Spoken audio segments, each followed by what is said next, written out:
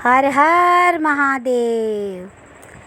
नमस्कार शिव भक्तों, आज मैं आपको शिव पुराण के दूसरे अध्याय की कथा सुनाने जा रही हूँ, जिसके सुनने मात्र से आपके सभी कष्ट दूर हो जाएंगे।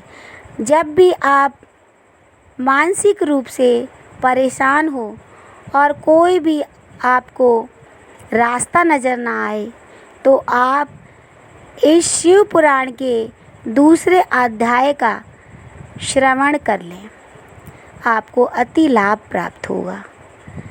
अब मैं आपको दूसरा अध्याय शिव महापुराण के महात्म्य का दूसरा अध्याय की कथा सुनाने जा रही हूँ, सुनिए। शिव पुराण के श्रवण से विप्र देवराज को शिवलोक की प्राप्ति हुई। शौनक जी बोले, हे सूत जी, आप धन्य हैं। आपने हमें यह अद्भुत कथा सुनाई है, जो पापों का नाश करने वाली, मन को पवित्र करने वाली और भगवान शिव को प्रसन्न करने वाली है। अब आप कृपा करके यह बतलाइए कि इस कथा के सुनने से कलयुग में कौन कौन से पापी पवित्र हो जाते हैं। सूत जी बोले, हे मुनि, सुनिए। जो दुराचारी, पापी, कामी एवं दुष्ट जन भी इस कथा द्वारा शुद्ध हो जाते हैं।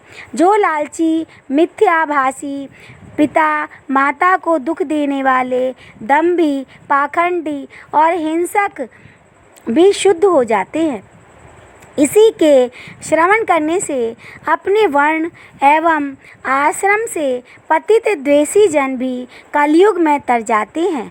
छल कपट करने वाले, क्रूरात्मा, निर्दयी पुरुष भी कलयुग में इसके द्वारा पवित्र हो जाते हैं।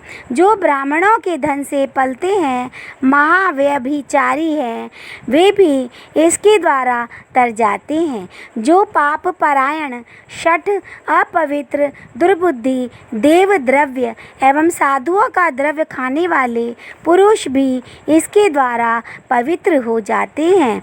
अब एक प्राचीन इतिहास सुनिए, जिसके सुनने से बड़े बड़े पापों का नाश हो जाता है। किरात नगर में एक दुर्बल और दुराचारी महादरिद्री ब्राह्मण रहता था। वह देव आराधना एवं धर्म से विमुक्त था। वह संध्या तो क्या स्नान भी नहीं करता था। उसका नाम देवराज था। उसने अधर्म द्वारा बहुत सा धन एकत्रित किया और धर्म में एक कौड़ी भी ना लगाई। वह एक समय स्नान करने तालाब पर गया। वहाँ पर शोभावती नाम की वेश्या को देखकर व्याकुल हो गया। वह सुंदरी भी एक धनी ब्राह्मण को अपने ऊपर आसक्त देखकर प्रसन्न हो गई और बातचीत होने पर उन दोनों में प्रेम हो गया। वे दोनों अपने आप को आपस में स्त्री पुरुष मानकर कामासक्त हो बहुत काल तक विहार करने लगे। ब्राह्मण उस वेश्या के साथ ही बैठना, खाना पीना एवं शयन, क्रीड़ा आदि करने लगा। उस ब्राह्मण को माता पिता एवं पत्नी ने बार बार रोका, परंतु उसने एक भी ना मानी। उस नीच ने ईर्ष्यावश एक रात्रि को सोए हुए माता पिता एवं पत्नी को मार डाला और उनका धन हर लिया और उस कामासक्त वेश्या को दे दिया। वह पापी देव योग बल से प्रहस्तिनापुर में आया। वहाँ उसने शिवालय देखा, जिसमें बहुत से साधु जन एकत्रित थे। वहाँ वह बीमार पड़ गया। इस अवस्था में उसने ब्राह्मण के मुख द्वारा शिव संबंधिनी कथा श्रवण की। एक मास के अनंतर देवराज मर गया। तब यमदूत उसे पकड़कर यमपुर ले गए। उसी समय शरीर पर भस्म लगाए, रुद्राक्ष धारण किए, त्रिशूल उठाए, रुद्रगण क्रोध में भरकर शिवलोक से चलकर यमपुरी पहुँचे और यमदूतों को भगाकर देवराज को छुड़ा लिया। फिर उसे परम अद्भुत विमान पर चढ़ाकर वे गण जबकि कैलाश को जा ही रहे थे कि यमपुरी में महाकोलाहल हुआ, जिसे सुनकर धर्मराज भी अपने महल से बाहर आ गए। वहाँ साक्षात शिव जी के समान 4 दूतों को देखा। तब धर्मराज ने उन्हीं की विधि पूर्वक पूजा की। ज्ञान चक्षुओं के द्वारा धर्मराज सब कुछ जान गए। इस प्रकार पूजा एवं स्तुति कराकर शिवगण कैलाश पर जा पहुँचे।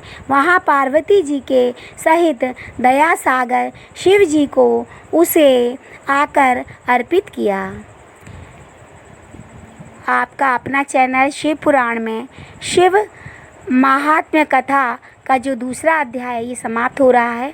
आप इसे श्रद्धापूर्वक प्रेम पूर्वक इसको श्रवण करें और इसका लाभ देखिए कि आपको कितना मन में सुख शांति मिलती है, आपके सारे कष्ट दूर हो जाते हैं। हर हर महादेव।